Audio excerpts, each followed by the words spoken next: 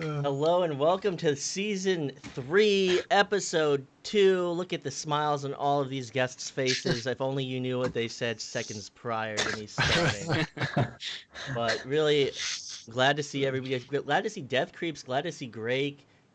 Glad to see JL, Graham, Jiggy, and of course Ender in chat. So we can get started. And I've got Andy with me today, and we're gonna see Andy a lot this season. I've got Dash below me, and I've got Suburban on the diagonal. So really great stuff. We're gonna be starting off this night with some questions. And Andy, what do you want to start off with? I always like to just start off kind of like how we did last time. It's just talking about Quest 2, since that's been our new hot topic. Um, well, Dash, you have been on the Quest 1 for a while now. And have you made your progression over to the Quest 2? Yeah, I got it the day it came out. And the first day, of course, I got it without the Elite strap. And I couldn't stand it. It put some weird tension that I hadn't felt before since Quest 1 without the counterweight. But once I got the Elite strap, it was a complete game changer. At first it took a bit of adjusting because kind of like the Rift S, if you didn't seat it just right, it would be blurry. It felt like my glasses were slowly rising up. Once I found that sweet spot, it's the comfort's amazing. I just haven't switched out my interface, and the interface right now is ugh. Yeah, upgrading the interface is the number one thing to do too. And for some of the people who don't know, the Elite strap, it's just basically just cups the back of your head and tightens on a Rift S strap too. And that was probably the biggest game changer for that headset, because using it stock was impossible. But yeah, I couldn't do it. I mean, it's definitely cool just to see well, I guess it was a big part of the price drop, right? We go down to 300 for base price, and then the Elite strap's the 100, bringing it back up to what would be the Quest 1. It's its 400 starting price. But for that $100, you get that extra battery. And I haven't had any issues with that, because I tried to get the VR Power battery alternative, external battery for the Quest 1, and that took a long while to get because they went out of stock, immediately. But I luckily got a hold of the Elite Bat Strap immediately, and yeah, it's great. I never run out of battery. So we see. Yeah, chime in here on the Yeah, I Elite strap. saw you dozing off just a little bit. You're like, yeah, dude. I mean, I just let me get here on this Elite strap. Yo, has Speedy's Elite strap broke, and a lot of people's Elite straps have been breaking on Reddit. How's yours doing? Mine? I haven't had any issues. I mean, the plastic, I guess, is cracking. Cracking. Yeah. I'll have to inspect it a little bit closer. But is it while taking it off when it makes the because that's interesting. I think sorry to cut you off, but my idea behind it, and I think someone else mentioned this. Actually, this isn't my idea. I stole it. But they were saying that people probably aren't reducing the tension, clicking it to the left to loosen it before they're taking it off. Oh yeah. That can't work out. Because it's really cupping your head. And because I wear glasses, I take that extra second to loosen it all the way up. Otherwise, my glasses are going with that headset. So if people are just yanking it off, it might be applying that kind of tension around the sides where the speakers are. Well, so I've started this job last week where I'm a Facebook brand influencer. A really garbage title. And I'm selling Quest 2s at... Nice plug. Yeah, I'm selling Quest 2s, and the best Quest 2 sale. Y'all want to buy some Facebook? I'm pretty much selling the whole shebang, but I've got the highest sales on the East Coast right now, and I've been they're sell the 256 gig, and I'm like, no, I'm a gamer first. So I've been selling I sell the $300 one, and then I'm like, you absolutely need to get the head strap. The head strap is so necessary for that device. So I really these things really need to not break, because I don't want these people coming back and be like, hey, you sell me this thing that's breaking on me. I'm like, you bought it, but so you feel that it's absolutely necessary, right, Dash? I do. Yeah, the comfort and just that extended battery life. You always have those long gaming sessions. You're in a private for what 3-4 hours, and playing on low battery and saying that like, hey, plugging your headset is always the worst. So I never want to see that message ever again whenever I'm playing. Well, it drains the battery too, especially with the 90 hertz. Like you need it if you want to run 90 hertz. True. I actually haven't enabled my 90 hertz because I don't have a link cable. Mm-hmm. But I heard for a lot of people, it's a huge game changer. I think for Simeon, actually, he couldn't play on 72, and he said he cranked it up to 90, and his throw was even better. Well, there's a big difference. Yeah, it's going to be more responsive, but if you don't feel like purchasing that $79 cable, there's a $19.99 cable that's 10 foot on Amazon by Anchor. Yeah, maybe you can link me in that one. Yeah, I'll send it eventually. I know all these things, but yeah, I mean, the Quest 2 really is the game changer that we've needed. Like, we've all been talking about that mass adoption. What is that mass adoption point? And, right. This is it. Like, if it wasn't Quest 1, then it's definitely Quest 2. And, I have to interact with all these people. And, like, I got everybody from, like, 40-year-old, well, like, 50-year-old private commercial pilots. I talked to one the other day. He was like, I need to get the link cable. I bought a new computer for the new Microsoft Flight Sim. And I'm talking from everything to that guy, to a boomer, to a legitimate boomer, to, like 13-year-old kids. So it's really that game changer that we've been waiting for. And now we just have to get all these new players in. And we have to coach them. And talking about coaching, Dash has been, hinting at what's coming with Joker Academy. Yes, so I always start off with this statement because I just feel like it's a little bit necessary, just considering what's been going on with it. So if you don't know about Joker Academy, back in season 2, I decided me and Joker boys, Ryan and I started it actually, because Ryan was coaching like a handful of teams and I started coaching a handful of teams. And at first it was a bit of a competition. So I would say, hey, Ryan, I bet my teams can beat yours and whatnot, like friendly competition. And eventually I was like, man, the time investing is kind of tough because we were also focusing on the season. So I told him, I was like, what if we just combine our teams and we coach each other teams and help out whenever like I'm not available. Whenever you're not available, I help coach your teams. So then it started going into that, and we just threw everybody in a server, and that was bam, Joker Academy. So we took those teams that like we saw like underrated rookies who had won the Rookie Cup. It see like that potential, and then I picked up High Voltage. It was a team that was already playing. They were already established in the league from season 1, but I feel like they had a massive curve of improvement after I started talking to them. I mean, I think they ended up top 20, didn't they not? Yeah, they're pretty high up there. I started seeing their name around quite a bit, so. And you gotta acknowledge that QL Young comment coming in with that little bit of spice. Gotta teach the next gen of players how to cheese. How to cheese? How to cheese? What cheese would it be? Yeah, what cheese would it be? Am I Q? Gouda. Well, that's yeah. I'm a hater. Hater cheese. Yeah. Stinky hater cheese.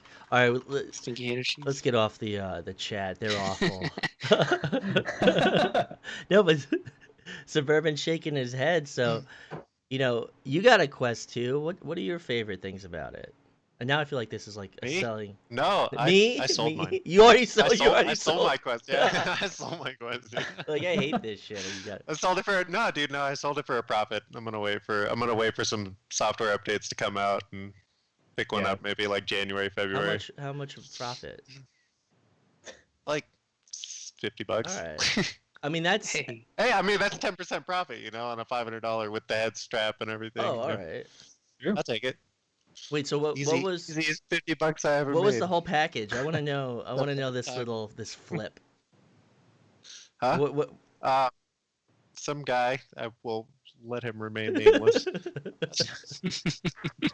reached out to me on Discord because I like posted about it and I was like real excited about it, and his order date was like delivery date was like 2-3 weeks later, and I was like, I'm getting like day one, and he's like, can I buy it from you? And I was like, yeah, sure. So I just changed the address on the order, and it got delivered to him. Smooth. Nice. Like I that. should have just done that. Quick profit. I mean, we know that. Yeah. Like, nah, I can wait. I got a CV1. I'm happy. You know, I don't need Maybe it. that's what. Plus, I was kind of underwhelmed by the Quest 1, so I was like, nah, you know what? I'll wait. Maybe that's what QL needs to do with his extra 2 headsets. It's like extra 5. Yeah. And maybe we can send this off to Oculus Support, but they need to get better about their tickets. I don't know if they're overwhelmed right now, but like they used to be so much better, I felt, and now it's like They have to be. they gotta be. I mean, but like maybe they're becoming more like Facebook, and they're just like, we don't They care. are Facebook. Well, I mean, They are. More like I mean, they that. are Facebook now, but like, at what point did they lose like those Oculus values? I should say maybe as soon as they sold, but anyone got comments on that? No one wants to touch that. I met Palmer Luckey at OC4, and he was the coolest billionaire I ever met. Did Man's you the man. did you like his style, his sandals? Yeah. His Sandals and the Hawaiian shirt. I like didn't even know who I was talking to for a second. that's actually It's pretty that's cool. actually pretty cool. And Shaq's asking Dash, what is the reward for the Joker Academy tournament? It's a soon TM. A big block of cheese. Yeah. That's I'll smoked take a page from QL. Gouda cheese. And then QL coming in with another comment Gouda that wheel. I'm not gonna touch on this stream. We'll save that for my foreign policy and geopolitics stream, because everyone wants to watch that one. But yeah, so we've got the Quest 2, and then next year we'll have the Quest 3, and then they're gonna follow the iPhones, and then every year release a new one. And Mark Zuckerberg's gonna start wearing a turtleneck. See, I wouldn't be surprised. Did you hear Zach shouting in the background? Gamer house. Speaking of that, though, he's playing Pop 1 right now. So that could be like an easy roll in too, because that's been one of probably the most popular VR games at the moment. And I know Spurban's been playing it a bunch. And what are your thoughts on it though? Because it's kind of like a turn down Fortnite a little bit, but more casual. I don't see the Fortnite aspect. Everyone says Fortnite just because it's got like building, and the building is nothing like the Fortnite building. I don't know. I haven't played Fortnite in years, so what do I know? But just being able, like, it's so simple, at least in my mind, to like get a good VR game. It's all about the movement, and if you can move with your hands, then like you've done it. Like it's easy. And this one, it lets you do that. You like climb everything, and I don't know. And yeah, T-pose on everybody. I'm a bird. I'm a bird. I mean, yeah. but I don't know. I've been playing it like casually. It's a good time. I mean, I'd recommend. it's like a shooting gallery for experienced players, just destroying noobs. Yeah, it's a little obscene. It can get pretty brutal. Like I don't know. I've been in squads with like Matt and Strem where we'll like just pop off like 3 people before they even hit the ground. And like I stop and think, and I'm like, oh fuck, I'd be so. Oh, can I say that? I'm gonna say it anyway. Oh fuck. I'd be so pissed. I'd be so pissed if like I had like waited like 2 minutes to get into a game, and I get in a game and like I don't even get to grab a gun. I don't even get to hit the ground. Like. But right now it's like it just came out, right? So maybe everybody's like learning that curve. For us who've been experienced in VR games in general, even if FPSs aren't our main thing, we're mainly Echo Arena players. We still got sort of that, like, I guess the VR legs, right? Yeah. So like we have a knack for getting movement, especially movement as complex as Echo Arena. Something like that should be simple for us. So do you think like maybe there's gonna be like a huge curve, and maybe Manstrom will get shut down at some point? Yeah.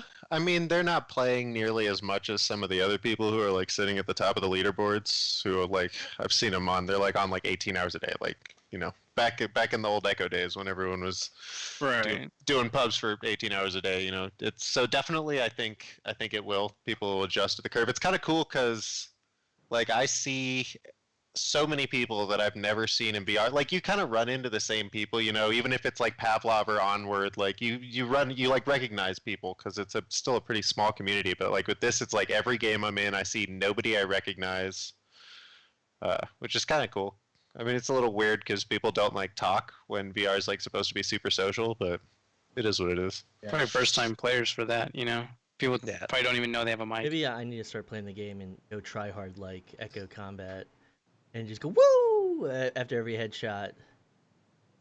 But I mean, the one thing, the one thing I don't like about the game, and QL says, he said something that wasn't the last thing. He said the guns are kind of like, guns feel bad Yeah, in it's it. a little wonky. Well- It's a little wonky. Everything about it's a little wonky. Like a little it's, clunky. I don't know. Yeah, you kind of lose some tracking here and there. Your hands kind of do this and that, and the guns are stuck to your hand, so that's like something to adjust to. And I don't know. Well, Yeah. Q is gun connoisseur, so Yeah, he definitely knows stuff, but I don't like the whole notion of the visible crosshairs.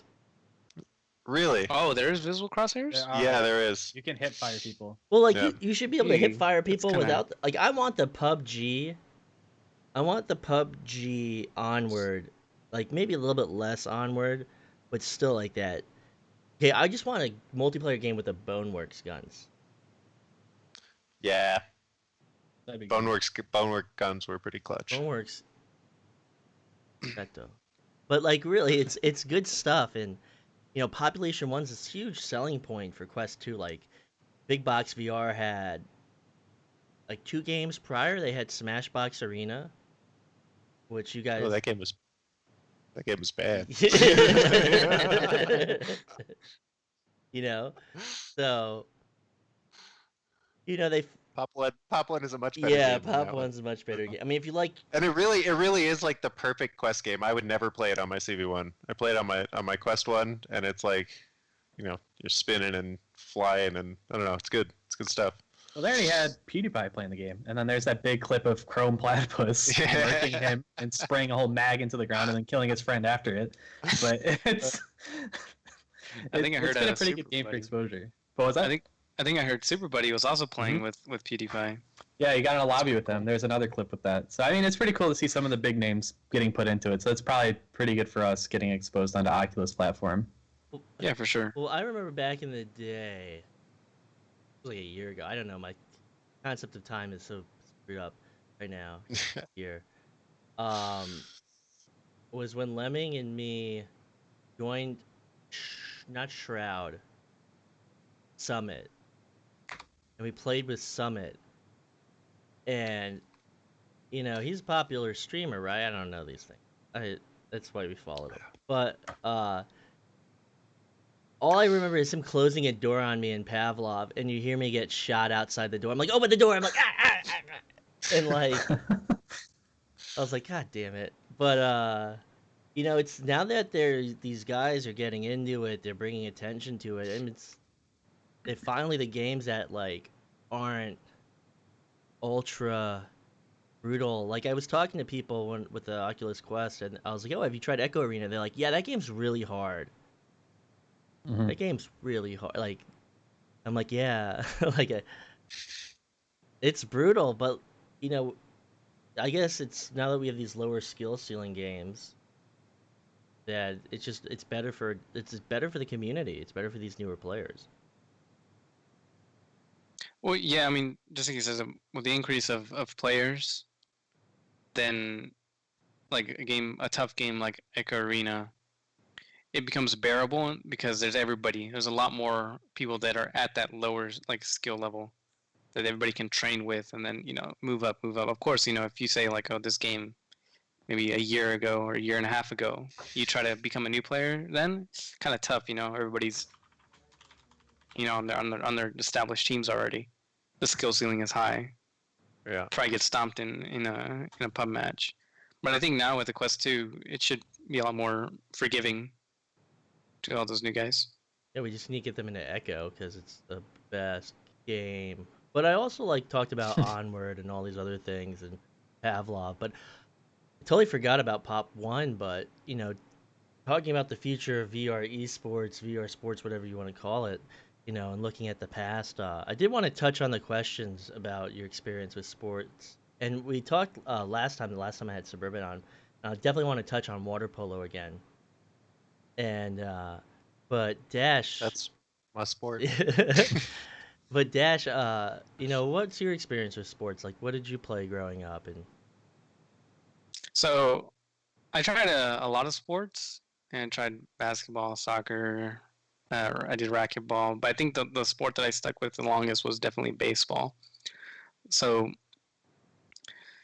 the experience with baseball, of course, throwing, but I mean, doesn't always translate, right? There's no air resistance, there's no drop in like arena like there is in baseball, but still like that kind of reaction on the field, trying to get to the ball and tracking it down. All those skills sort of translated. The mentality game, the competitive mentality, all that transferred over. So I do think that it definitely helped a bit because it got me used to sort of like that brutalness, especially like season 1 ESL where everybody was like skill gaps are everywhere and you had Eclipse just steamrolling everybody, and a lot of people gave up first week because it was a single limb bracket, like you lost and you were done for the week. See you next week. And a lot of people, it discouraged a lot of people, and a lot of teams broke up, my team included. But I stuck with it, and season 2, I was on a team, and it was a lot of fun. so, you've started this new hobby or this new sport. I don't know, how would you classify it? Show us the Show whippersnapper. us. Yeah, where are the clips? Where are the clips from like? I'd have to go Let me. retrieve the whippersnapper. Yeah, It's not in this I room. can bring up It's in some the other clips room. of I remember you sending me pictures of these like hardcore like fighters that there were a few fatalities. Now I can't show that. Well, they didn't show them killing each other, but eventually. They didn't kill each other, but it was definitely bloody. I mean, you said that one of them died. One person from the club. That club specifically reported that somebody had died. It's a club in Germany, however. So I mean, you can imagine how brutal they can get when they're fighting with no armor, just a helmet. So it's called HEMA, historical European martial arts.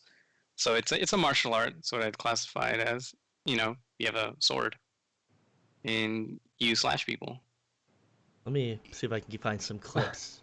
But yeah, what other questions you got, Andy? Take over while I find some. I was just more interested in this because I actually never heard of this until you just brought it up. So I like know nothing about it. How do you even get into it? So I was looking through social media and I saw this one clip.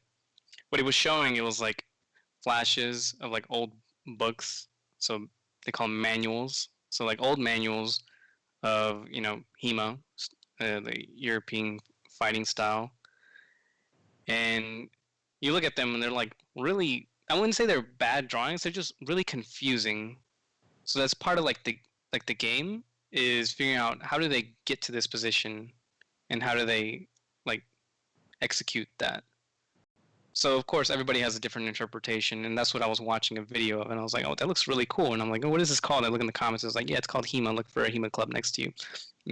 I did. There's one not so far from my house, and I started, I believe, maybe 3 months ago, I want to say, and I've had a lot of fun. I unfortunately had to take a month off because I've been really busy, but I plan to get back into it next month, maybe get more clips because it's a lot of fun. I mean, it hurts, but I mean, Yeah, I've gotten hit with like 80-mile-per-hour balls from pitchers. True. It's not much different. Fast balls. Fastball. It's a lot of fun. It's funny. I can pull up my old clips that I showed in one of the Discords, I believe. And then you'd be able to get like a glimpse of it. I don't know. So I tried fencing, Olympic fencing, a couple years ago, and I didn't really like it. I think I was in it for maybe 2 months, and it was slow. It felt like I was restricted, a lot of rules, because it's Olympic sport. So the reason I gravitated towards HEMA is because it's a lot more like fluidity, a lot more realism. And it's like you make the fight however you want, and your objective is just to not die. So Mhm. you fight like you're not trying to die. You fight you like you want to kill the other person, and as this like, it takes away that sporty feeling. Makes it feel like you actually want to like live and survive and kill this person. Of course, we don't try to whack like the absolute hell out of each other because they're still our training partners and we want to respect that.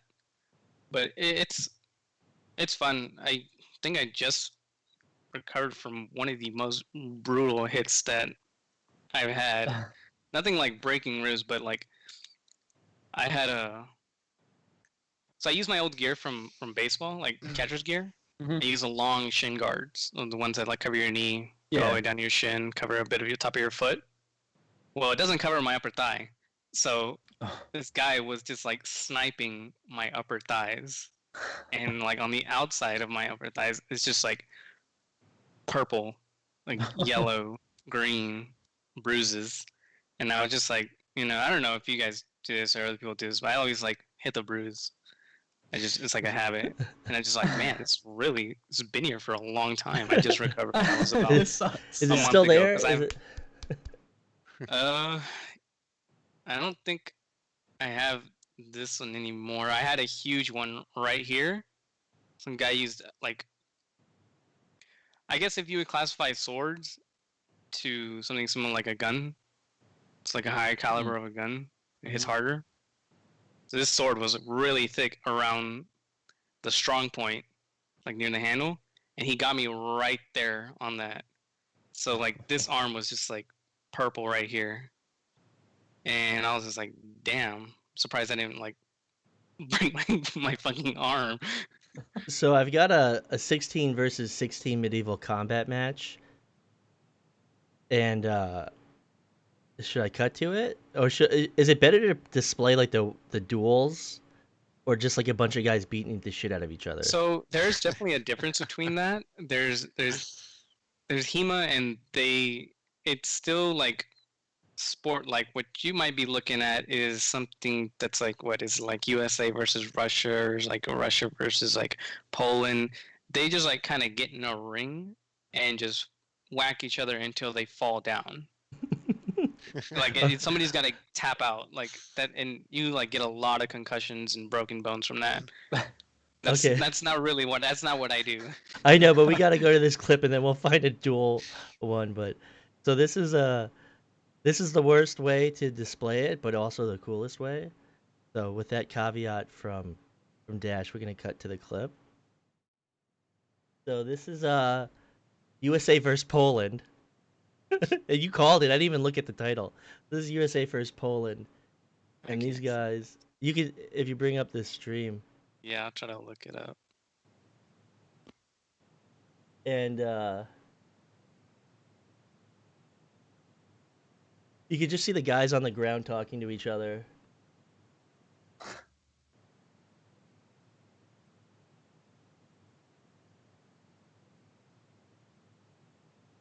Yeah, they play by different rules, and it's like as soon as you take a knee, I think you're out, and they just if you let them hit you, they're gonna hit you, and they're just gonna whack as hard as they can until you fall down. I mean, they're definitely going at it. You can see them put like.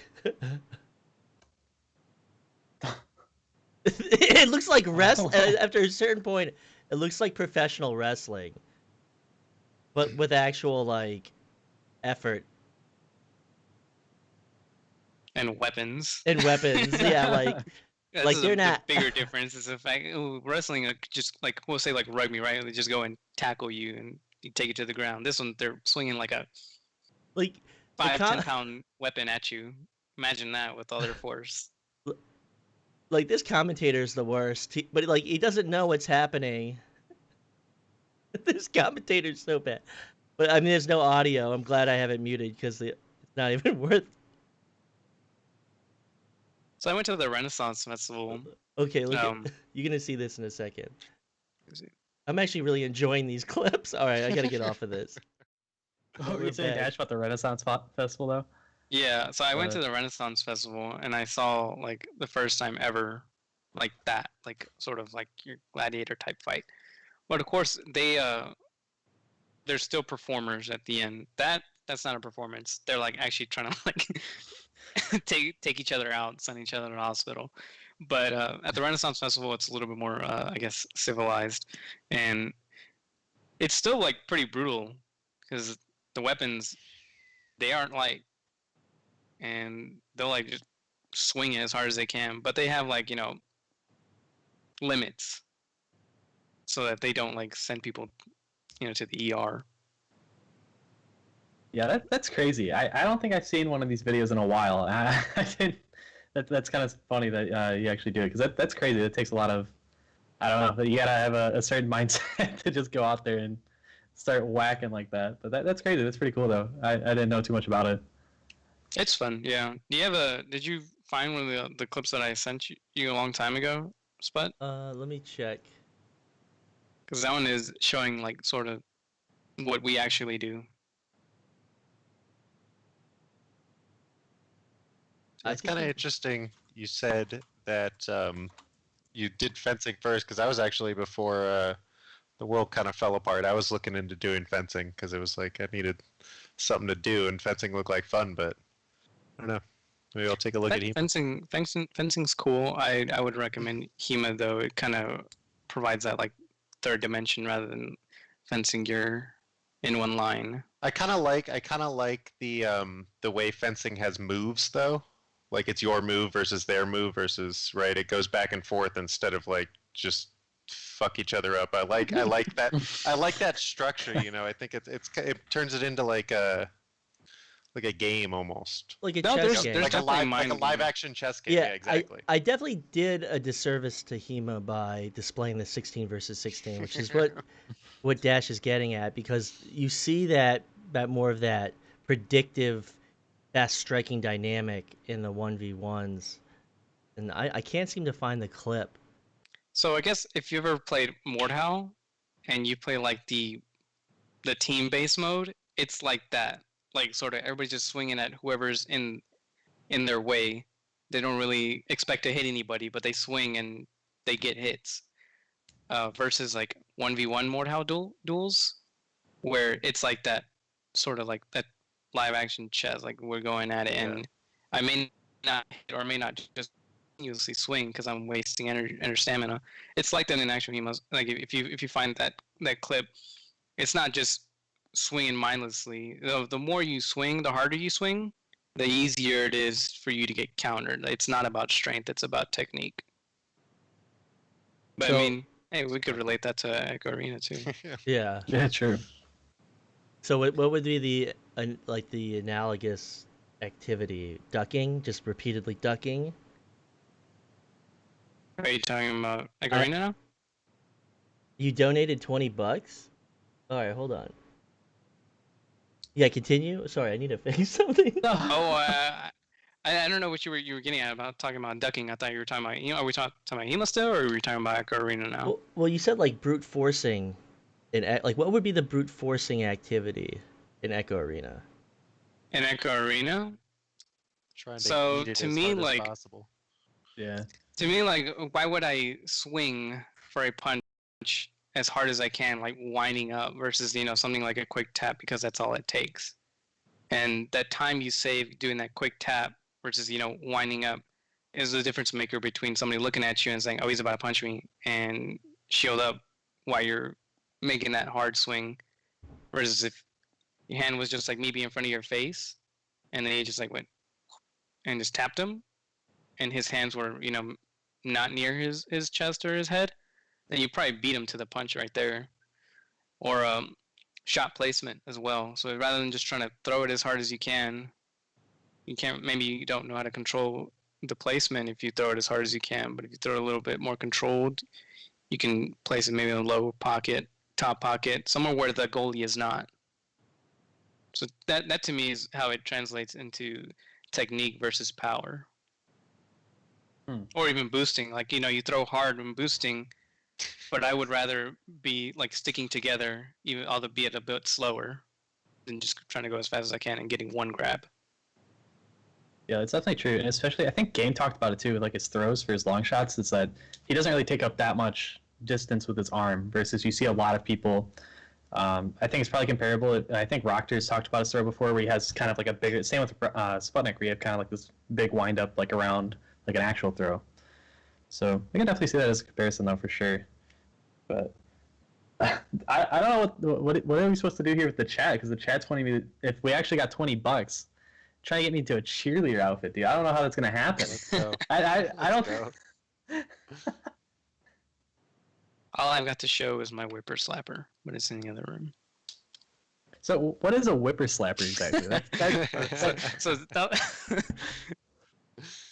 So in HEMA you have gear, right? If you don't wear gear and you're fighting with steel, you're gonna be hurt pretty bad. So we have protective gear, jackets, helmets, the whole 9 yards. But the whipper slapper, or it's, I don't even know what the proper term for it is anymore. I lost the proper term for it. It's a training sword. It's meant to spar with light gear or no gear at all. So it was going to be my party game that I was going to take to the next LAN. As they say it works best with just a little bit of alcohol, because then you really can't feel it, like any hits. It's just a leather sword, so it's just like getting hit, like almost like a belt, Yeah. but not like the whippingness of a. I showed it to you. Sputnik lets me leave my desk. Yeah, go ahead. I can talk about Okay, back I in the wanna see day. Me and my friends used to beat the shit out of each other with lightsabers, and I wonder if that's the same. I mean, did you ever get into lightsaber fights? Did you ever get those high-end lightsabers? Never got the high end ones. No, I always had the like $5 like. Yeah, same. Yeah. Oh man, Like a flashlight with a plastic tube on it. because the ones like they're like the extendable batons, like the cheap ones, but the nice ones, like you couldn't do anything like that. It was just a rod. And I had a buddy who literally broke it on my back one time. I was playing Xbox, and he just like full force, like home run slammed it on my back, and I'm like, ah, like this, and the thing just like breaks off, and I'm like, thank God, like that's the end of that thing. But yeah, Dash, do you have the whipper slapper? I do have the whipper slapper. So it might be a little hard my to pick God. up on the camera, but I'll just pan it so that you can actually see it. So it's not that long because it's modeled after a Dusak, which is a shorter sword. And here's a handle. And let's see, You got it. if I can get it. So There you go. yeah. So yeah, this is the handle. Kind of protects your fingers if you're turning it at the right direction. But yeah, you fight with this, little to no gear. That was gonna be my party game for the boys at LAN, as I watch and sip on like mead. I was drinking beer and watching you guys fight. It's my entertainment. Yeah, you just You'll gotta be keep in that there thing too away from now. pallets. Now that you know, Andy, you're now in the ring. So, and then when someone beats you into submission, he'll be like, "Oh, I have to get my hand in the frame." He'll be like, "Finish him," or is it this? No, do the shaking. We'll never know. Finish him. But something like that, I'll be down. I mean, I'm down for That'd be wild. get in the ring with the Yeah. whipper slapper. It's a lot of fun. I can see it being a lot of fun. I think I would have actually a ton of fun doing that. It is fun. I mean, it really doesn't hurt. And we fight with, like, not like super hard, maybe like 50, 60%. Mm-hmm. And you feel it, but it doesn't really leave any bruises. As long as you don't go for the face, but Yeah, you're I not got trying a to question. destroy each other. I got a question. Does Yeah, anyone what's ever up? use a battle axe, like a big one? we've used small hatchets. I haven't Or used one. what about like a flail? So, interesting thing about the flail. The flail that you're probably familiar with, like the, I guess, handle, chain, spiked ball, whatnot. Yeah. That's not historically accurate. I was actually thinking like the I don't know how to describe it. It's got like the not like spikes, but it's not quite a ball, but it's not quite spiked. I don't know how to describe it. Oh, a It's kind of mace? angular. Mace. Yeah. Yeah, like Right. a mace head, but on the chain. On the chain. Yeah. Is the chain just a lie? Was there never? It's was more there so. never So a apparently, chain? historically, a flail was a tool used by peasants, and there was a stick with a smaller stick on it, and they would use this. Like nunchucks? Think about it, yeah, like that, Yeah. like one long nunchuck and then a smaller I one. thought peasants couldn't own weapons back in the day. That's why they owned that flail. Oh.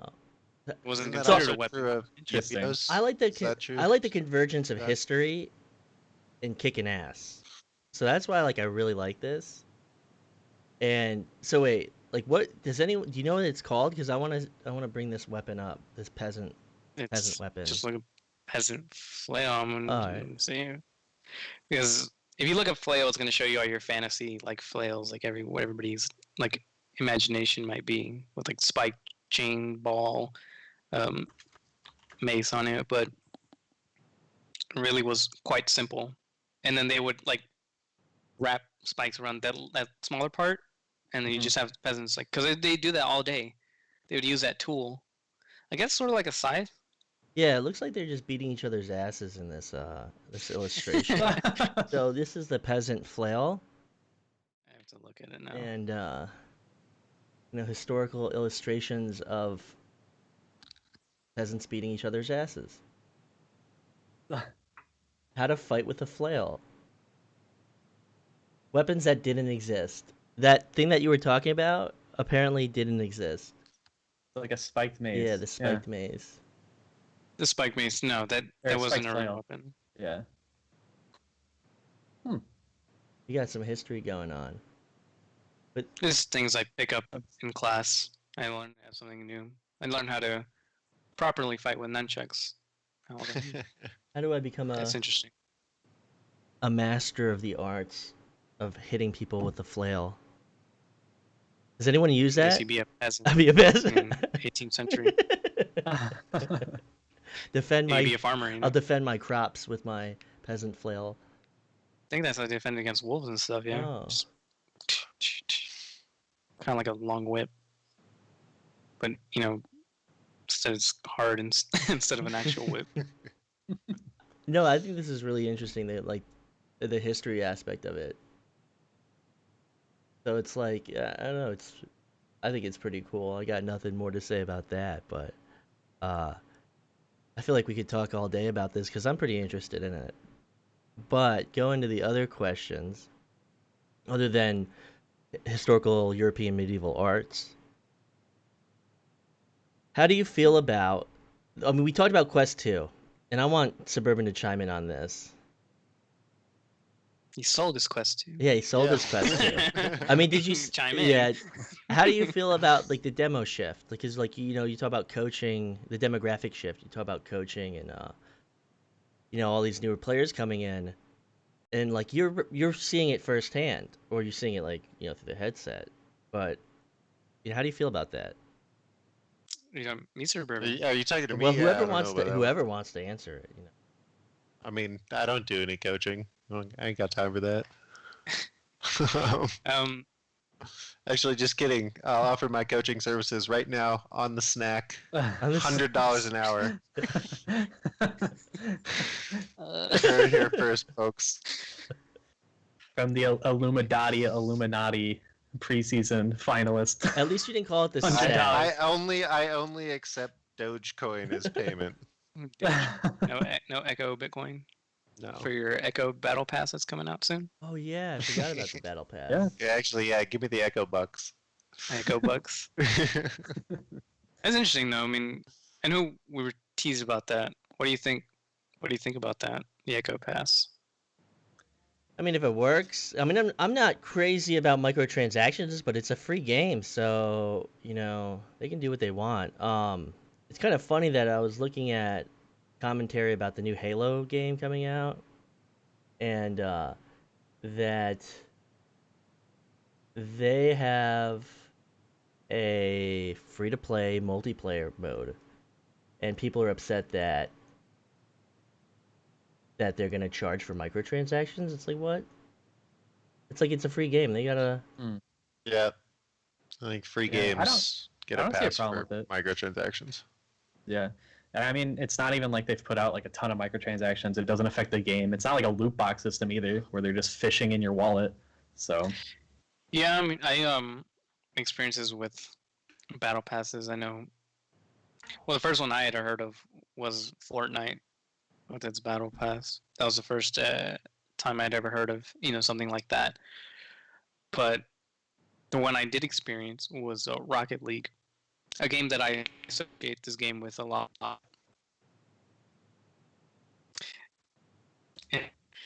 Uh, I mean, Rocket League is all about cosmetics. Like nothing you put on your car changes the way your car performs. And I always like that because it doesn't. It takes out that whole pay to win aspect, which is something I really don't like. Yeah. But you can pay to make your car look real nice, and you can look swag, even though you may not be the best, or even if you do really well, you always got something cool. So I'm hoping that it would be something sort of like Rocket League. I know I can't remember who it was always with me on this. Probably Far, because he's also a big Rocket League player. He's saying like black market skins, which was the rarest at the time. Super hard to get that out of the loot boxes, out of the buying the keys. Everybody was going crazy after these animated skins. But I mean, the question is, sure, they can probably do that, like animated skins, whatnot, like maybe a Fire Fist or a different trail. But I think probably their bigger concern is, say like Andy gets a nice animated decal for his Echo unit. Can my quest like even see that? Like, will it be able to handle it? yeah, it's probably true until they get a lot more of the optimization down, right? That's probably been part of the whole slowdown with everything. It's making sure that they're not going to just like destroy what they've done or just introduce a ton of bugs, right? Or like you have it and it just won't show up on the quest, and I'm like, you're like, check out my skin, and I'm like, I don't see anything. Yeah, that'd be very disappointing. Yeah, like now can only be showing off to maybe a small percentage of the now Echo or VR players in general, because everybody's moving on. Those CV1's no longer supported. Rift S is no longer supported. Quest 1, on its way out. Now everybody's got to get a Quest 2. So, yeah, I do definitely think that. I definitely agree with you, Andy. The slowdown is probably most likely is can the Quest even support something like that? If that's what they're doing at all, which I hope they do.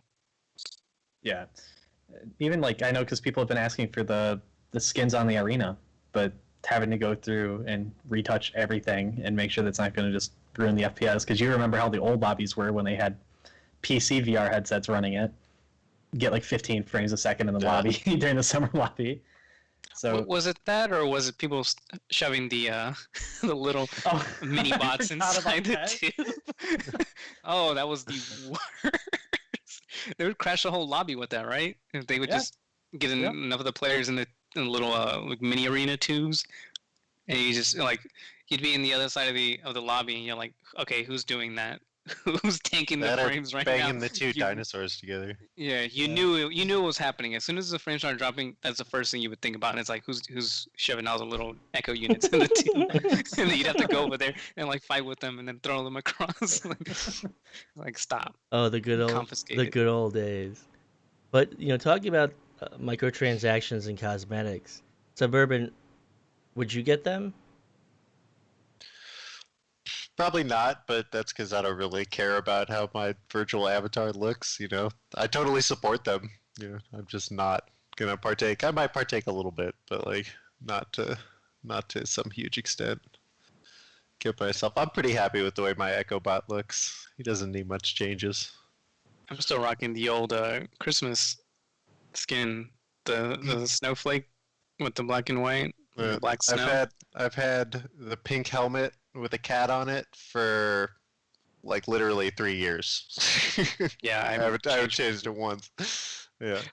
I always log in. They're like, "Hey, event for decals, new skins. I'll get on one game, never touch them. Yep. Just to have them. I mean, I would definitely want to support them. So if it's like a battle pass, I'd buy it at least once. You know, just to show some support. Maybe get something cool. If it was loot boxes, like gotcha, I'd shy away with that. I'm having a hard experience with that. Falling too much in the gotcha. I definitely want to support them. I think like we've got a lot of mileage out of this game. Like what, going on 3 years strong now, almost 3.5 years strong. Like they definitely deserve a bit of that like community like support. And I mean, we questions. do. They're not quest. I love these guys. Rad, they do such a good job. I think they made an amazing game. I hope it stays strong. Speedy V coming in with Burbs wants hipster skins. I'll take the flannel Echobot. Thank you kindly. Well, do you remember a bit like 8 years ago when everyone had that awful mustache tattoo on their finger? That was a trend. Like, Oh my god. oh man, like, and that was like post hipster. That was like when hipster were dying. Everyone was like a faux hipster. But now, how do you feel about that hipster comment? I mean, do you know how Speedy's old coming in with the hipster? Speedy's a boomer. He doesn't Speedy- even know what a hipster is, No, dude. He just says it because he heard someone else say it somewhere else. No one said hipster for like 8 years.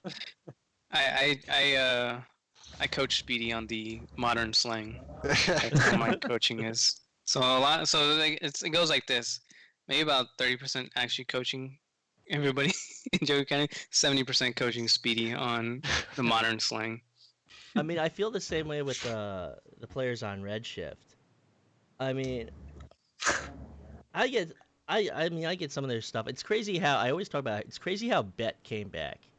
Like everyone says Bet, and I'm like, you guys know that's like 20 years old. Yeah. But so like I'm like, Comes back in a cycle. oh yeah, it's a cycle, but it's so funny to hear that come back, and they're all like Bet. I'm like, never would I expect like Bet to come back, but that's my favorite like trend coming back. But definitely hipsters, they're dead. They've been dead for years.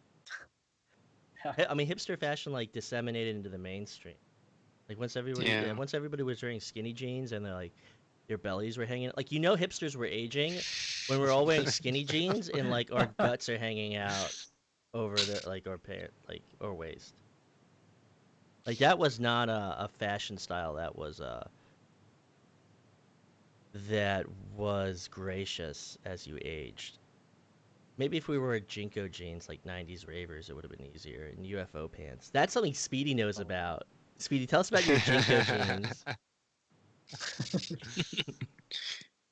Yeah, but talking about trends coming back and all this stuff, it's really funny. We have all these questions, but like, I don't know. Should we just keep going freeform? How do you guys feel? Because we could end it now at 11. Because it's You. all right. So, I do want to ask, who is your favorite professional sports player, Dash?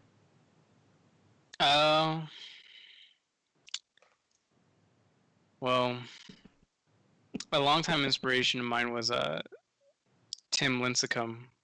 He was a pitcher for the San Francisco Giants. I always looked at him as a pitcher because he had like a really long, flowy hair, and he had this sort of pitching style that was a little bit unique at the time. He'd reach like all the way down for his windup, like almost be touching the ground with his hand. And I always thought that was like such a cool thing, and I like mimicked him for a bit, like as I was going through high school. Towards the end of the high school, that rising star Jose Altuve was coming out, and I felt like I related a lot to him just because he played second base. I played second base. He was much shorter than all the guys in the entire MLB. He's probably one of the shortest, if not the shortest. And that kind of applied to me because I'm a rather short person. So like everybody was always taller than me. I thought you were like 6'5". That's what Ignitebot says, right? I think Ignitebot thinks I'm 7'1" or something. I just leave it at that. I'm like, all right, yeah, Well- I'm 7'1", Neko. Well, we know Suburban's like 5'2". Mm-hmm. Yep, Mhm. he's tiny. Suburban's like, I don't feel this joke. I'm not feeling this one at all. But Suburban, who I think we talked about this last time, but who is? Well, we may have not even gotten on that question, or it might have been so painful to like. I had Suburban on last season, but that VOD's deleted. That VOD's gone. Oh, is it actually? I never didn't know put that on YouTube. Like that That's so funny. that didn't happen. So funny. But that's why I wanted to have you back on, and who's your favorite professional sport? Maybe college sports player. Who's your? I don't follow college sports. Yeah, I don't. College sports. Dumb. Yeah. No point to college sports. I don't understand people who like college sports. I don't get it. Don't talk to me about college sports. But like sports players, I'd say it's a toss-up between Joe Thornton and Patrick Marleau on the San Jose Sharks. I grew up a Sharks fan, and I watched Patrick Marleau play for probably 18 years straight until he left the Sharks. And just his speed and his game sense, and then you got Joe Thornton with his passes, and it's like the perfect combo. At least it was 15 years ago. The Sharks aren't doing so hot nowadays, but And Speedy coming in with these nerds don't follow sports. Well, I don't follow the Knicks or the Jets because they suck. And following the New York teams have taught me that they can perform well not under pressure, and then when they're under pressure, they always capitulate. But and B Love coming in saying yo, B Love, who was on one of the first few episodes. Now he's an accomplished athlete. He was in the first extreme, well, one of the first few extreme games. I don't know I think it was the first. And B-Love, we were talking about extreme sports earlier. the hell calls it the extreme games? It was he played in it when it was the extreme games before they relabeled it to extra. Yeah, fair enough. Like the awesome games, the A game. Okay, this is a terrible joke, but Patrick Marleau, San Jose Sharks. That's fastest man in the NHL for a long time. I try to emulate that beauty and that grace with Speedy and me in our stack. Shout out for Speedy there. Speedy. Yeah, you guys had the fastest stack for a while though. So I mean, hey, we still do. You'll never take the crown from us. Don't even front. We still do. We're gonna just wait. We're gonna start bringing it backwards. We're saving that one for season 3. And that's what I was about to say. All the backwards boosting now just about shattered every single record out there. So yeah, that's pretty insane.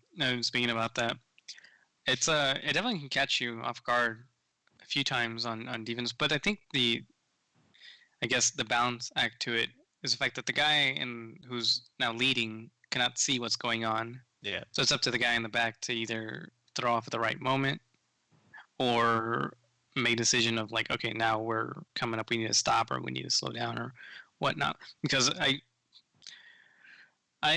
don't QB as much anymore, but when I do, I don't really fall victim to it. It's more like a toss a disc and getting 2 stuns because they're going too fast. Mm-hmm. It's a reaction of like, we're so focused on boosting, where's my other hand? I can't get back a shield in time. I think you have to decide. It's either you're going to blow past me and get the stun on me, or you're going to try to blow past me and I'm just going to stun you both on the way in. Yeah, and but either way, I'm not holding the disc. Yeah, and it gets super laggy. Like you start really when the speed comes up, it just gets super wonky and laggy. So it makes it even worse and kind of amplifies. But I find the most use for it though is that neutral joust. Because that's where you see people like Jiggy and Zux and those guys doing it backwards, because that's who I was doing it with the most. And then I know Game and Jay were doing it a bunch. And just doing it for that alone, I mean, you were able to get, and me and Rox were doing it during the finals, 1.6 second joust, stuff like that. You can get it pretty easy without having to try.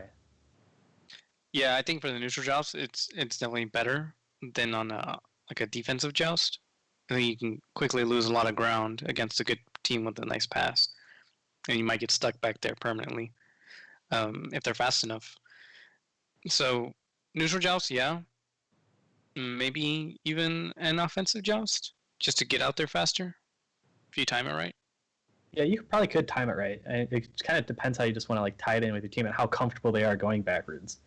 Because I mean, a lot of people up at the higher end are capable of going through the arena backwards without hitting anything. But you got to have that level of like capability, I guess. So I did want to say, I think Suburban was about to speak, and no. Oh, what was I gonna say? No, I don't know. Are you even following this conversation? No, but Yeah. no, just fucking. I didn't have anything to add to it though. I did want to say that any this is a little pitch. Any subscribers today will be entered into a giveaway for a pint of blood. Negative. That's a really bad joke. All right. At least Dash thought it was funny. So, Because I heard about that today what, so at work. oh, negative blood or a joke like that. Yeah. Oh, someone Yeah. else has got my humor. Good on them. We should hang out. But anyone who subscribes for this episode will be entered in a giveaway. So if the one person subscribes, you get the sticker, and I'll ship it out to you. But I should have said that at the beginning, but I'm terrible at staying on track. But yeah, so Ender coming in with all right, screw those comments. Screw both of those comments. You're gonna be banned. No, but talking about favorite sports players and their inspirations, and I always love talking about water polo with Suburban.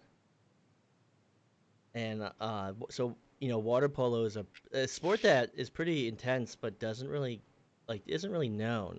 A sport with a lot of bloody noses, a lot of elbows Yeah. being thrown. 2 concussions, broken elbow. Water polo doesn't fuck around. I always compared it to because like hockey is a pretty popular sport. People know it's hockey in the water pretty much, except with like actual dirty fights because the referee's not in the pool, so he can't see anything that's going on really. I mean, he's just kind of there as like security theater.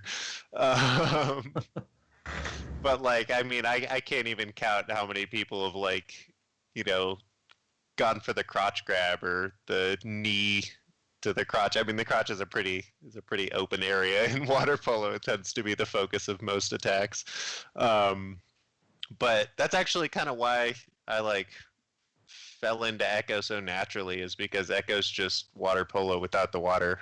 If you could play underwater and above the water, it's Echo is water polo. And that's where my throw comes from too. It's where I got a real heavy sidearm. Did you find that like it helped with just like understanding positioning in the arena? Oh yeah. I always found that was like crazy with hockey because you kind of have to keep that mental track of where everybody is and what's going on around you. And Yeah.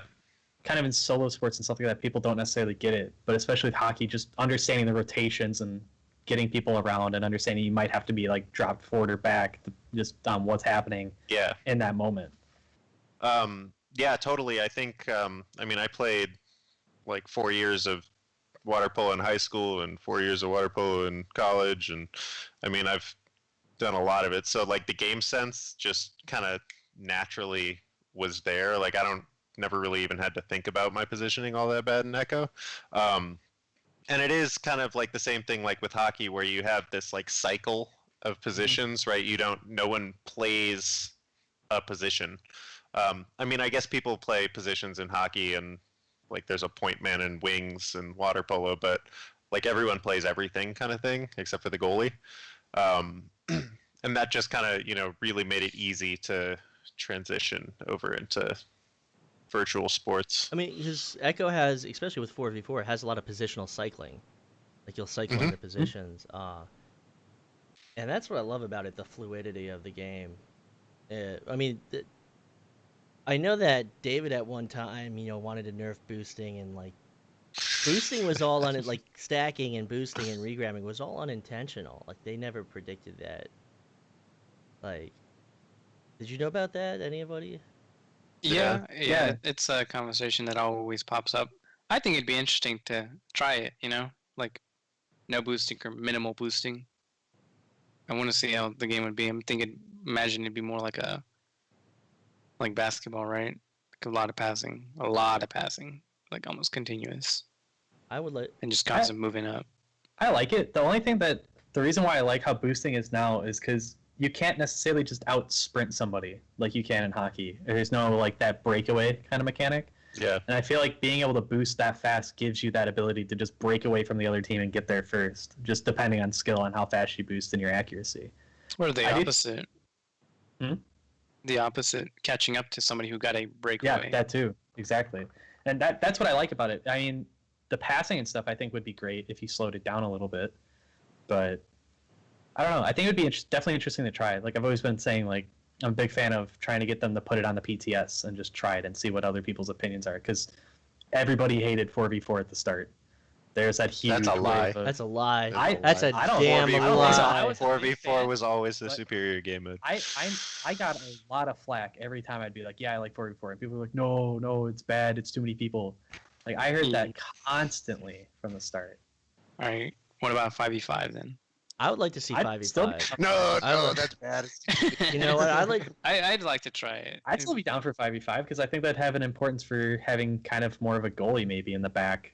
So they're just like new positions kind of just get made with it. So So that's the I thing. think We it's thought 4v4 would bring the more solid goalie, right? And that just kind of, I mean, it happened for like a couple weeks, and then people were like, "Oh, we don't need a goalie. Let's just have 4 strikers instead, and you can just pull the guy back to go when you need him." I don't think there will ever be a place for permanent goalies in Echo.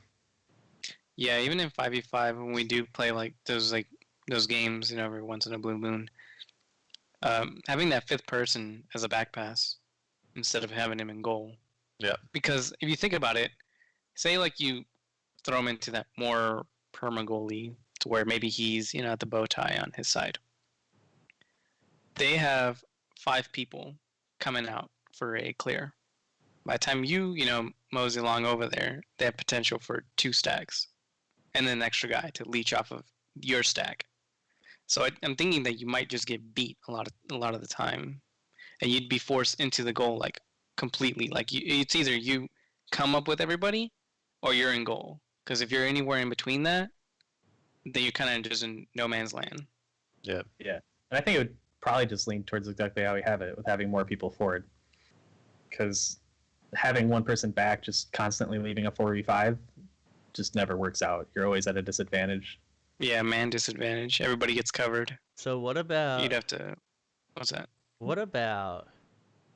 Because we were talking about like these no open goals, 5v5, no stacking, regrabbing, and offsides. I don't know who pushes this whole idea of offsides. Now you're literally just describing water polo. Yeah, like I think with 5v5, the less boosting would be a little bit more believable.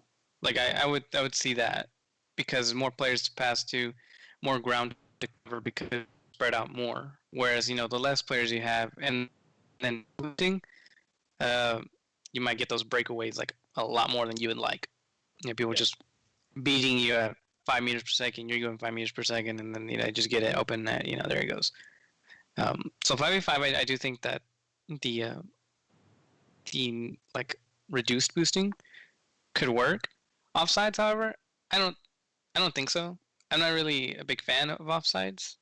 I wouldn't like that. I'd prefer the no boosting or limited boosting. Yeah, Just because there's to no way get to that do like more a passing. face-off or something for an offside. Well, So like, I mean, I'd love to be able to see. I mean, so offsides would be not restricted for the first 10 seconds of gameplay, or something like that. Now you're getting into some weird. And then like and then a field goal is 2 points. No, I'm just. But oh come on, the field goal was like all right. That was not a bad joke. But I don't like who's been pushing this whole notion of offsides? Is anyone? that's been the Chiefs since like the beginning of time. Chief? Well, it was always like with backboards, offsides. I haven't even seen Chief in like a long time. Yeah, I don't think they play anymore. You're too stoned. Chiefs, dude. They're the Chiefs. Yeah. Yeah, I don't know. I don't know how they would ever. I'd try offsides in PTS. I actually think it could be kind of interesting. Yeah, I'm always Like trying how- to try everything like that though. Well, I mean, we transition back to like that strong Kangos or what used to be the Kangos play style. I don't know.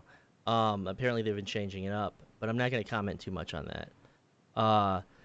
So like strong possessional games, strong movement down the field, or down the court, or down the arena, and man coverage would be intense because you can't beat the guy, so you're just gonna be brawling all the time. It's just gonna be a brawl fest.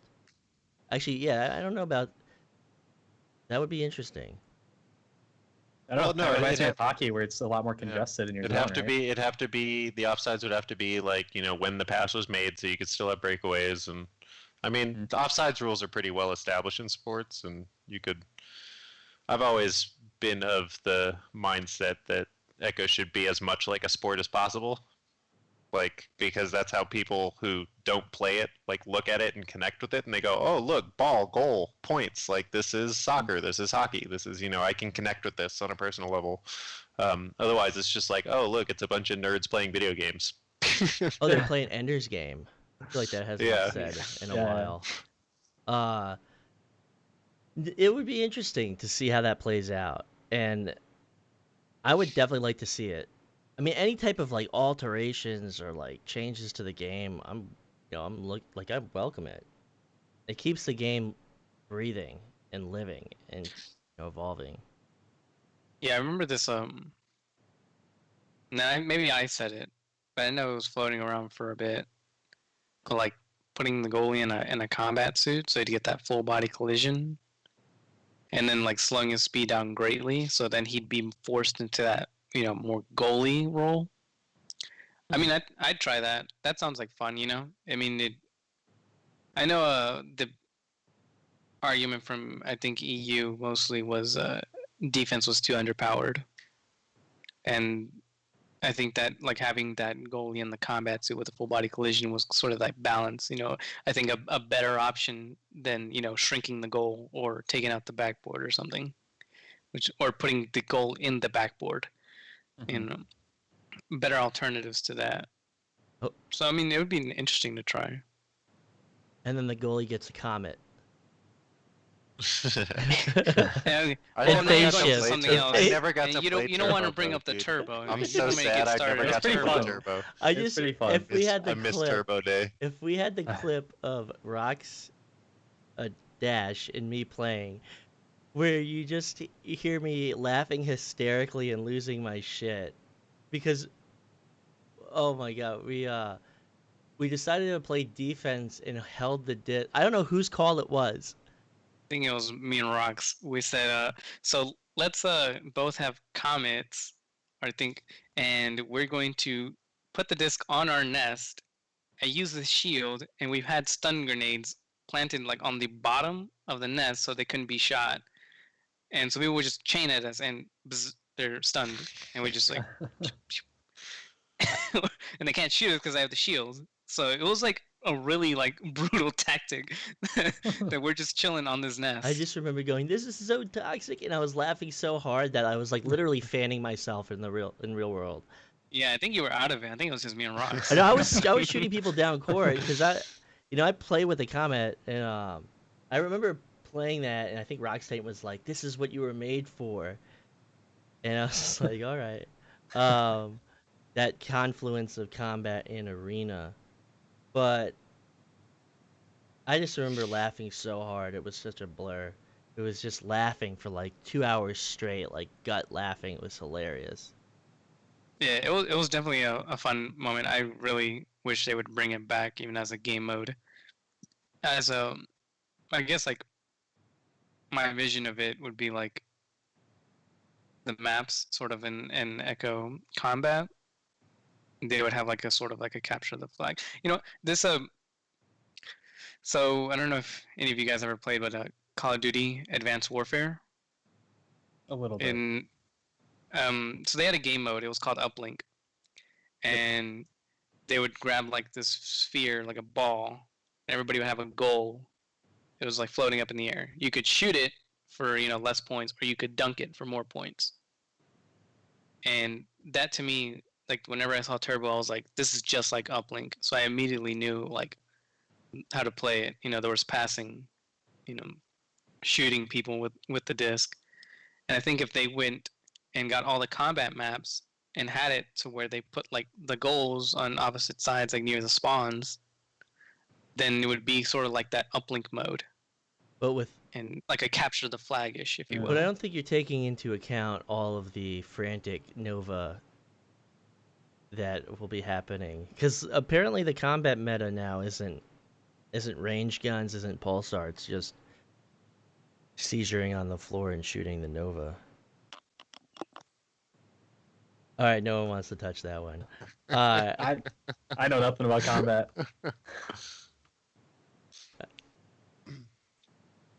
But so it's gonna be interesting to see if they'll ever introduce Turbo again, especially with the limitations of the Quest 2 hardware. Well, I mean, they could always change it, right? They could do pulsars only. I mean, it'd be a lot of fun. I mean, if it was just pulsars only, or they restricted it, like every game was randomized. It's like everybody's forced into this one loadout. That actually, I mean, kind of cool. It'd be like sort of, like a gun game from like the current Call of Duties. Everybody gets a set loadout, or every time you die, you get a new loadout. It's randomized, Mm-hmm. So you always have to change how you play. But I mean, that you still have that Echo Arena like mechanics of like passing, and well, I mean, maybe a good shooter, but if you have cover and good passing, they're moving up that disc a little bit more than you'd like. And of course, there's phase, right? Yeah. And Yeah. if I recall correctly, in Turbo, phase was like you could slap the disc, but it was like that full body collision. So like if it got your finger, it would go off that finger collision. It wasn't like a true slap, but it was a lot of fun. And of course, you can't be shot. So like, if you move it up correctly, use phase, and your people are just worried about the range or just worried about killing, then that guy is like an easy like redirect into the goal. So I remember Suburban saying he didn't get to play it, and so let's go to a different topic, because he's just like these April bastards. Fools, the one April Fool's Day, I wasn't at home. They were like, "Oh, surprise! We're gonna have you play this game mode that's super cool for one day only." I was like, oh. I grinded that. Yeah, we played the hell out of it. But it is a figment of the past. No more turbo mode.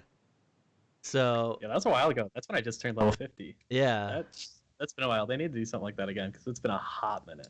it's been a while. I really wanted it to come back.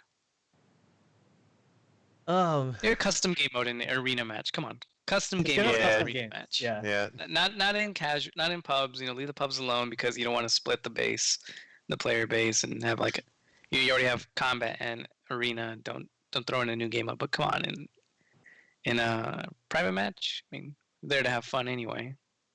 Just, screw around with it, Hey, and then we can have a tournament. Yeah, there you go. did you guys ever see Basketball? Pizza League Season 3. Basketball? Oh no! Did you ever see Basketball? Yo, is Dash Oh, about to hate on basketball Did you ever right now? see- Basketball If is we could have classic. Basketball, classic. this is real boomer stuff right here. Oh man, I remember watching that. That was such a. That was like a fever dream. Half the chat's gonna be like, "What the hell is Basketball?" Now, Basketball was a terrible movie, but it was No, you're a liar. Basketball is amazing. Basketball was terrible. Basketball was, dude. We loved it. It was Trey and Matt before they were cool, dude. Dude, it was before they were cool or when they were cool? Because are they still cool? I mean, like, Actually, they're still cool. They're always cool, dude. Always. oh my Yeah. god. So Basketball was this this movie, whether it was awful or I loved it, but I didn't think it was. Those guys were terrible actors. They were such bad actors. Oh my god.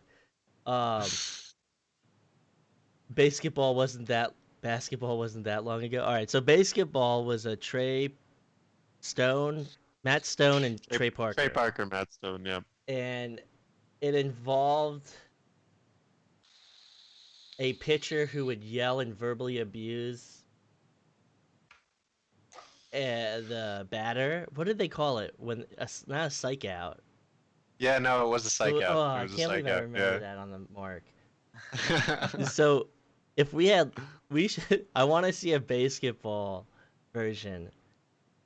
It would get so toxic. Oh my god, it would get so good. It would get so good. Yeah, I mean that's like the name of the game is to psych out. It's obscene acts, but you can't do all the obscene acts because You gotta you stay know, within the echoing it. TOS. How did you get banned? Well, we were trying to play basketball. And we should do that. We should. As soon as I could get back into a headset, I want to make basketball and Echo Arena happen. Now everyone's like Googling basketball, like what the hell are they talking about? So we'll get off this awful movie. Those are the good days. Oh my god. But all these changes, all these alterations. I mean, it's good to keep Echo changing, and it's good to have like new components added to it. We talked about like nerfing boosting and having 5v5 and the possibility of offsides and then making the game into water polo, which it would be, which I think would be interesting. But what also is going to be interesting is Lone Echo 2 whenever that comes out. If it comes out at this point. I like their response to that. It's like we're working on it, Yeah. draw all that. It's like, oh, cool. Yeah, I think I said that too, where it's just like their dev update log, which is basically, yeah, it's we're working on it, and then just that was it. Gives me some Squadron 42 flashbacks. We're working on it. That's finally released too. Have you played that a bunch? Because I know you play on HOTAS with Star Citizen and everything, right? Squadron 42 isn't out yet. Yeah, it was Squadron 42? Squadron 42 is a single player mode and it's not out Oh yet. no, that's the Star. I was thinking of the squadrons. I was thinking of like the Star Wars thing. Oh, Yeah. Star Wars Squadron. Yeah, I got that confused with Star Citizen. Yeah. No, I didn't try that, but I think Lemming was trying it, and he said it was pretty cool. I think a lot of people said it worked. I think some people said it worked with their HOTAS, some it wasn't working. It was different. I think mixed reviews on that one. I think the two people I heard it from the most were Lemming and QL, and I don't think QL liked it. But I think Lemming liked it. you all put full faith into Lemming's opinion on the game, and then was so dissatisfied with the game. Yeah, he was quickly found out his opinion on that one. It's a VR game. It is garbage, as he describes. Well, it was a port, So- like it wasn't natively designed. Yeah. I mean, everyone's just so, enamored with Star Wars, so that they'll look over these things. That's my opinion. I mean, you wearing a I Mandalorian agree. shirt, so I don't want to Yeah, be too critical. nobody knows. I mean, I'm a Star Trek fan. I got to preface with that, so I don't care about Star Wars. No offense. Although I do like The Mandalorian. That's a fantastic show. Yeah, I'm Season 2 excited for next that. month. No, Friday. Friday. Oh, we gotta keep up. That's even more Yeah. exciting. Yeah, that's why I'm wearing it. I'm hyped. Hell yeah. Friday starts again, and hoping it'll last longer than what was it? 8 episodes last time? Yeah. Should go longer. I'm just glad I got. Gotta wait another year. Yeah, I'm just glad I get all this sci-fi. I can go between Star Wars Discovery, Star Trek. I can't. Star Trek Discovery and Star Wars Mandalorian. So I'm just glad. Have you ever, speaking of awesome sci-fi shows, has anyone watched The Expanse? No. I have watched The Expanse. Watch The Expanse. The Expanse is like phenomenal. Great show. It's Yeah. on Amazon, right? Yeah, it's on Amazon. Well, it now. was on It Sci-Fi. was sci-fi. Yeah. It was on Sci-Fi. Yeah. I want to read the books, but I don't want to read the books at the same time. It's like the only space media I've seen that actually like does space right. Like it actually like feels like space. Like the zero gravity is real. The lack of oxygen is like a real like thing, and people don't just like walk around on the bridge and stuff. And like I don't know. Yeah. It's a dope show. Big fan. I just like Yeah, I was a big fan of it. I just like the how it shows like the divergent cultures Mhm. and the Yeah. languages, like the pigeon language of like the colony of the spacers. That was really good. Uh, but apparently there's so we're gonna do a movie night with the Redshift team, and we're looking at this Russian film called Sputnik. I think it's Skits brought it up, or Rosie brought it up, and they said it was a good film. So I'm excited to check that out. I'm trying to think who just told me they were gonna go watch that. It might have been my roommate, but yeah, I've heard good things about it. So Yeah, I'm excited to watch it this Friday. Hopefully they still want to watch Space it. movie. Yeah, it's a. Yeah. Come on, you're star. it's you in know- it's in Russian. Though, yeah, it's right? in Russian. I don't speak any Russian. I liked Interstellar. I think Interstellar is my favorite movie of all time too. Zux actually Yeah, wanted to watch so- that again, and I was like, I can't watch that again. It was nice. It had a pretty nice meaning to it. Maybe Yeah. feel. Maybe, Nice. maybe feel good. Maybe feel. Oh no, maybe feel sad Yeah. actually. Maybe feel bad. I Yeah. feel like it dragged on for me, but Oh, I mean, it's definitely long, but I think it was pretty. It was a really good movie. It's my favorite. we haven't actually talked about sci-fi films and sci-fi stuff. Uh, B-Love's right. Oblivion's a tight movie what too. was Oblivion? So, I'll have that's to the add one that with Tom Cruise and Morgan Freeman. But Armageddon. Have you seen Oh, that one? yeah. what was the title song by Aerosmith? I don't wanna. I'm not gonna sing. Sing it. No. Oh, Sing sing it. it. Sing I it. did a Dang it. karaoke stream a few weeks ago, and I think Chong and Q all donated a lot of bits, and I ended up singing Peaches.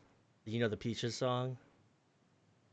You know the Peach. I'm not gonna say it. I don't know the Peaches song. I don't know the Peaches song. Can you give me an example Yeah, of the Peaches I'm song? not falling into this trap. I'm not falling into this trap. I don't know what the I Peaches genuinely song don't know is. it, yeah. I mean, I'll find the clip, and then you'll be like, oh yeah, I know that song. Upgrade was pretty good, but I think my favorite what's that? Upgrade. I Yeah. think my favorite sci-fi film is Outland, which is this early. Yeah, there we go. Q all coming in with the track title.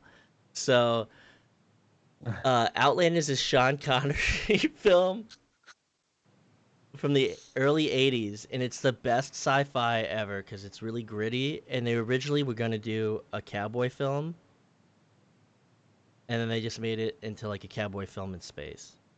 So instead of like yeah, like instead of like going out to some like Wild West town where he's like brand new, he goes out to this space station. I don't know. I created a Plex server just on this sci-fi. Okay, QL, you can calm down now. I like Spaceballs. Spaceballs is one of my favorites. That's a classic. Oh yeah. I love that movie. I forgot that all of this chat that he's posting is gonna shows up in the stream. Oh, thank God. He's like, you're censoring me. I'm like, you're not really getting censored for like perpetuity. Just getting censored in the moment. And now I can't moderate all this. But you win, Q. I surrender. But I want to see that. I mean, Lone Echo itself is pretty much like it has Hollywood quality acting. Right. I mean, I agree. It has some of the best voice acting and best like they do facial motion capture, and like that's probably one of the things that's holding them back is that they can't get studio time. True. And like as soon as they can do this, I'm like maybe that's gonna push it along, but I want to see Lone Echo too. Yeah, it's just I feel like it's gonna keep getting pushed back into a hole. I mean, like it seems like such a great game, but they gotta get it out soon before the hype's gone, though, right? I don't think there's any hype. I don't I know. don't think there's any hype. I don't like No, I don't think there's a I feel like there's hype if you look around YouTube and stuff. People still talk about the game. I see like tech channels like bring it up. Really? Yeah, I mean, it kind of relates to me like it relates to Star Citizen. It's like yeah, like it's cool, Continue. but we're just gonna put that on the shelf for now and wait a couple of years for it to come. So that's what I do, right? Like It's like, oh, new patch comes out. Download it, play it. All right, you can go back on the shelf. I'll see you next patch. You know. Yeah. Well, So I mean, it might be the same with Echo too. It's like, yeah, it's like, oh yeah, that's cool, you know. But like, I'll get to that whenever it comes, you know. when I was talking to the average VR user, I was like, peddling those Quest 2 devices. I brought up Lone Echo, and they're like, yeah, like my memory of Lone Echo is that the video where the guy's like holding onto the chest, and I'm like, this is your only like memory of the game as a YouTube video. I'm like that. It does the game a disservice. The game is really a work of art, and I will always say that and hold by that stance. And Suburban's like, yes. I've never played What are Lone you Echo. doing? Like, what are you doing? What are you doing? Like, Went straight into Echo Arena. Yeah. I like stumbled upon Echo Arena one day when I got like bored of Robo Recall, and I was like, it was just sitting in my library. I'm like, oh, what's this? And then I tried it, and I was like, oh, this is the game. This is the Yeah, one. I What am I doing? remember. Yeah. I think my first experience with Echo Arena was very similar to that. Like, oh hey, free game. I'm gonna download it, try it. Except at the time, I had extremely bad internet. Like I'm talking about like consistent 800, 900 ping. It was so bad that like I would steal the disc, I'd go and score it, and I'd look back and everybody was still playing like they had the disc, and I'm like, I'd come back over there and I'd be like, yo, I scored it already. And they're like playing, and then it scores, like it catches up, and they're like, what? And I'm like, yeah, I scored like 30 seconds ago. I literally said I scored, and that was like my thing. Like it was extremely bad. I remember getting in a game with Palador, and I was like, yeah, I can't really play because my my thing is like 500 at the minimum. So then like I got my internet issue fixed, and then I started playing like for real, and then it was a lot better than, I mean, it was definitely fun scoring, you know, uncontested 30 seconds before everybody knew it, like what the hell was going on. But it was a lot more fun to actually play the game in real time, or at least in everybody else's time, not like my own like little pocket of dimension of time. So how many games did you play with these conditions? How How many games? How I many don't know. people's games did you absolutely ruin? Quite a few. I mean, getting that done wasn't like, I didn't get that done in a day. The whole internet issue. Oh man, So, because but at some point, I just got fed up with. No, it was like I had like it was like either 900 ping or like enough, you know, like 100, 150, and it was like bearable. But at that time, you know, like lag was so bad. Like a 900 ping now, what, you just get booted from the server basically, you know. Mhm. It doesn't happen like that. But at that time, more ping you had, you were just playing in your own. You were playing in your own game. That, you know, everybody else was not. It was such an odd thing too, you know, like because I had bad ping, I can take the disc and score it, and nobody else knows. I don't know. I always found that weird, but it's always a funny memory for me. you were a magician. Yeah, Yeah. you were the original Whoosh, at least for a little The bit. original, The original Cam Ping Jam King. before his time. Yeah, the Ping King. The Ping King. Yeah. Yeah, that was a long time ago, but not no more. I'm trying. Well, with the Quest 2 on Wi-Fi, it's been like in and out because of Wi-Fi connection. It's definitely tough.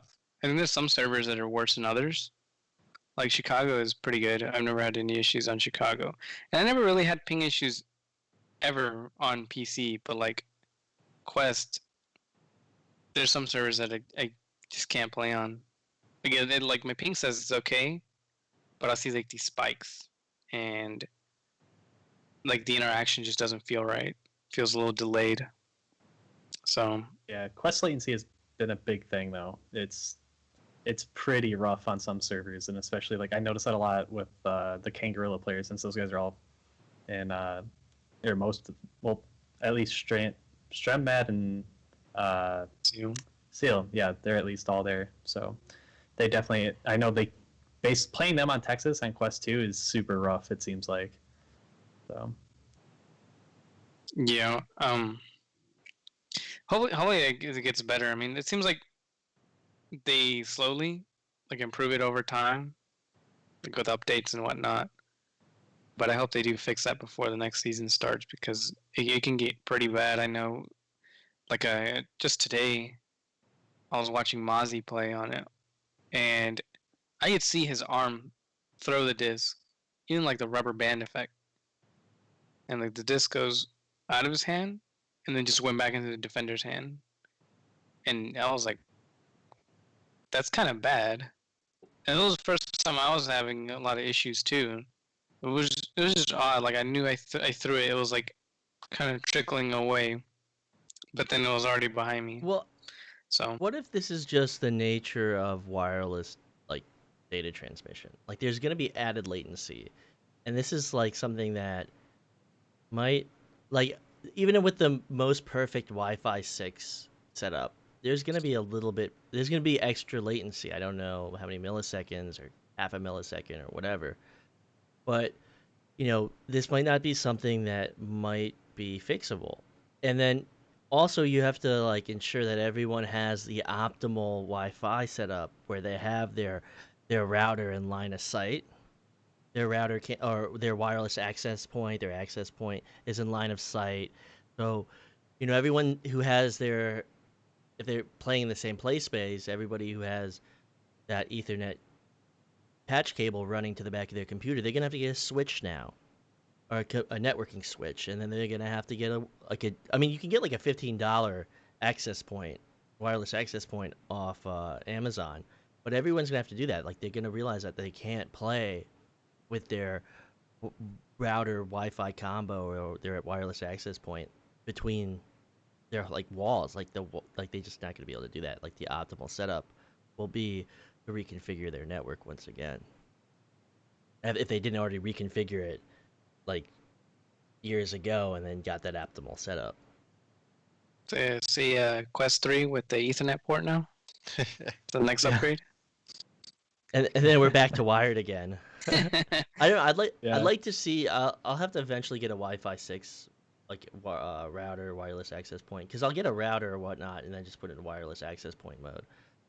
But I have to really see like what that's all about, especially with like virtual desktop. What do you think about that, Suburban? I'm trying to relate to you. I'm like, what can we do to get you back into this conversation? No, it's just. I mean, no, I got nothing on virtual desktop. I've never used that one either. Oh man, Yeah. we could go back to basketball. Nah, it's okay. We could talk about like Adam Sandler movies. That was like the style of the time, right? Like Adam Sandler in the new sci-fi flick. He's got to produce a sci-fi flick again. Well, actually, was Click a science fiction movie? What are you asking me? These are really off the wall questions. Yes. I would say so. I mean, it was a weird one. That was a weird movie. Yeah.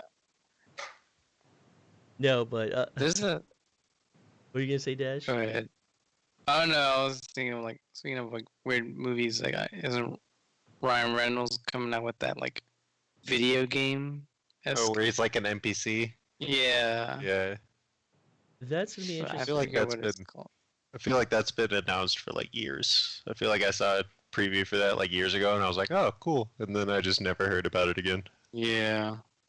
So you had a question, Dash. What's your take on the Rising Questies? Rising Quest. I mean, everyone's a Questie now, so like. Yeah. Yeah, Rising you gotta Quest is like the next specify new season. like rookies, right? The new blood. Comments on them? You know what? I say this, and I think a lot of players agree with me. For us, the first gen, if you will, it took us a long time to figure out like how the game was meant to be played. You know, the passing, the boosting. Like, if you look back at ESL Season 1, no one was passing except for like Fangasms. You know, Fangasms was Simeon K, Guygasm, and Speedy. they were the only team that I ever remember that was passing. Everybody else was just like either clearing and like stray away, breakaway, or Eclipse had the Lemming just moves it up himself. Everybody else like guides him to the goal. And then we slowly starting into that, like the passing, the boosting, and now forming into the playstyle I have. But it took us like what, like a year and a half Yeah, probably. to even get to that level, and then to refine it. And these guys, we've already paved the way for the game. These guys are just picking up. So what we had to learn in maybe 2 years, they've learned in 6 Well, months. it wasn't even learning; it was creating. Like no one knew what it was Mhm. gonna be. Like Well, that's what I yeah. meant, like learning the game. How is this game going to be played? Yeah, like we paved the way for the game, but now it took us so much longer. These guys, because we've already found out what it means to play the game. These guys are just picking it up instantly, seeing like going off of like what they see us do, and 36 months. These guys are already a pretty good matchup. Like wouldn't sleep on Questies. So It's the future. It's the new wave. It's the new wave, man. But no, it's gonna be interesting. We always talk about these rising players, and now there's the Joker Academy, and there's the Kang Academy. Who came up with it first, actually? Who stole whose idea? Ooh.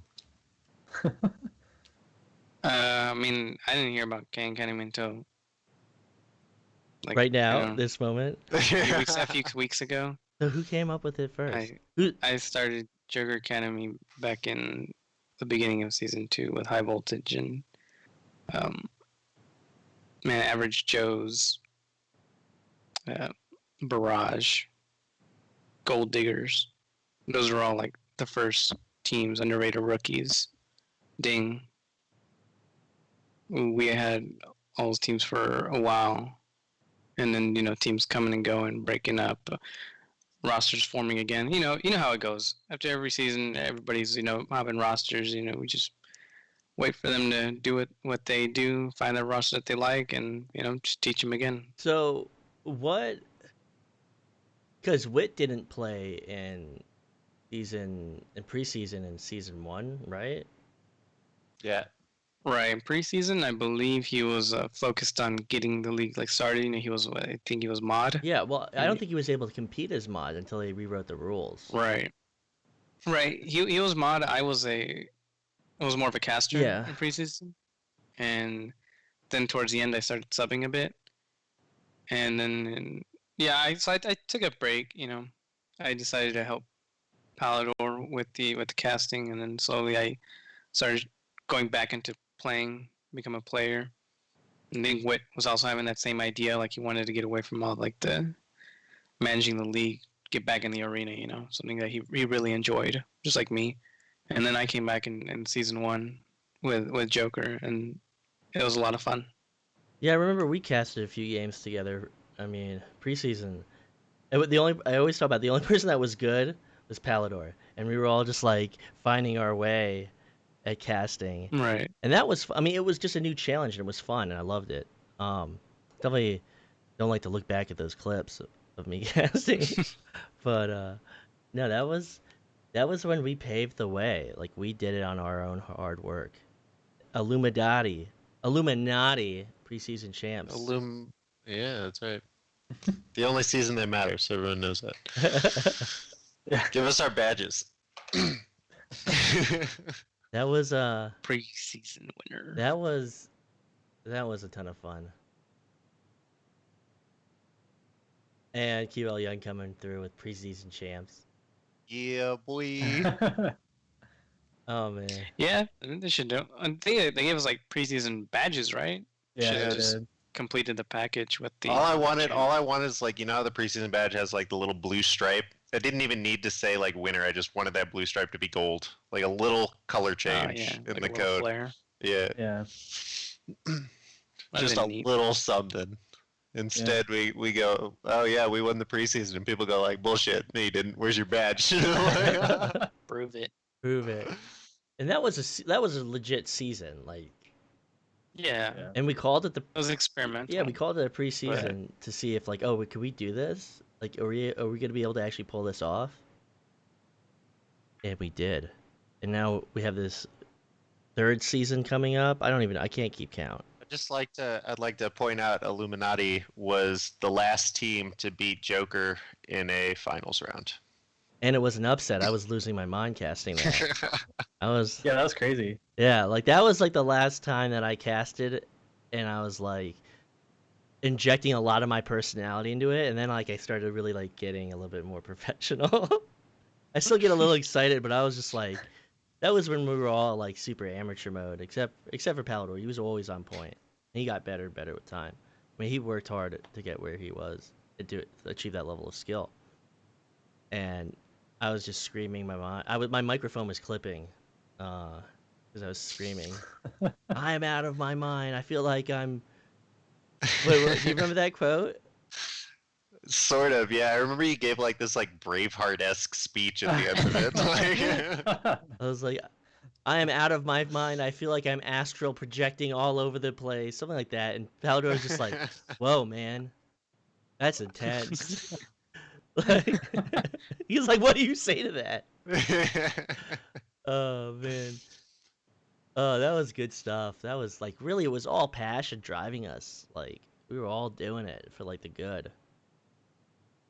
And It was, yeah, it was definitely good because we were just like getting off of that, the ESL train, feeling that like the feeling of liberation. Like you said, it was all about the passion and VRML.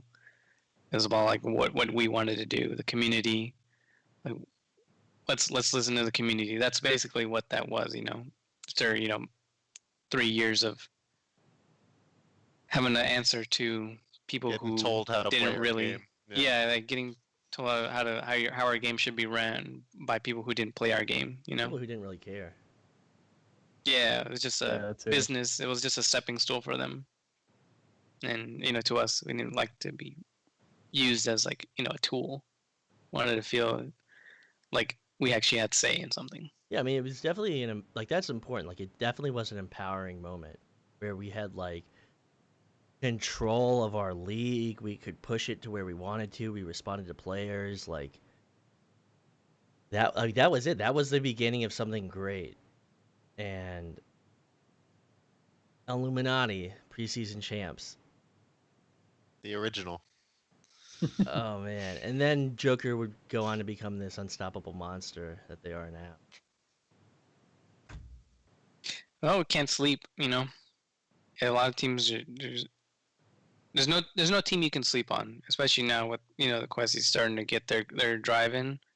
Yeah, I think you're gonna start seeing them a lot more.